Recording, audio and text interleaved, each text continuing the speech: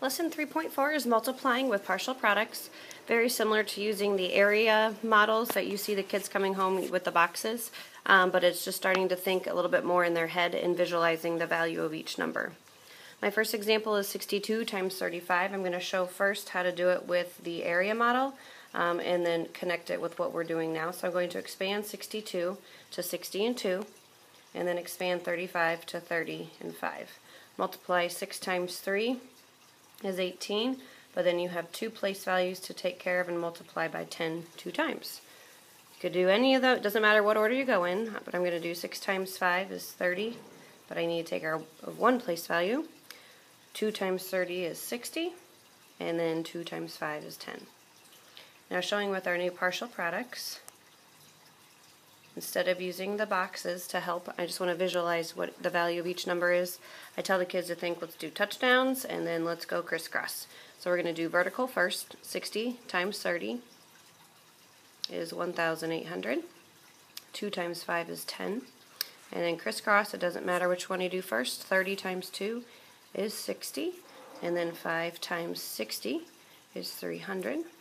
And then you add up all of your partial products. And if you notice, they are the same as what you have in your area model, but we're just lining them up one right after the other. Circle your answer and move on. 57 times 86, 50 and 7, 80 and 6. That's doing expanded form. Going through, 5 times 8 is 40, but then times 10 and times a 10 again.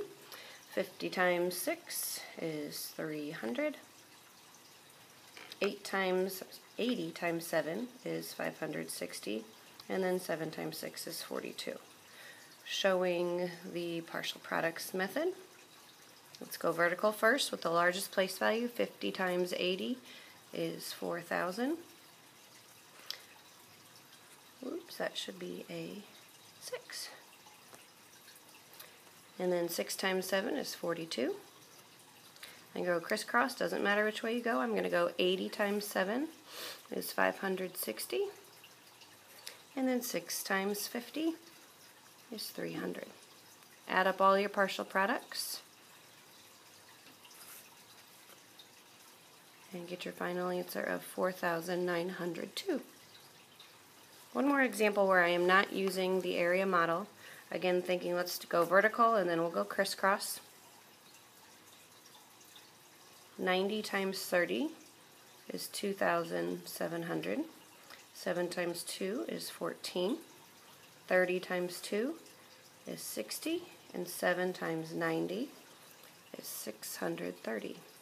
Add up your partial products. We regroup when you need to. Get your final product. If you absolutely have to use the area model, that's fine.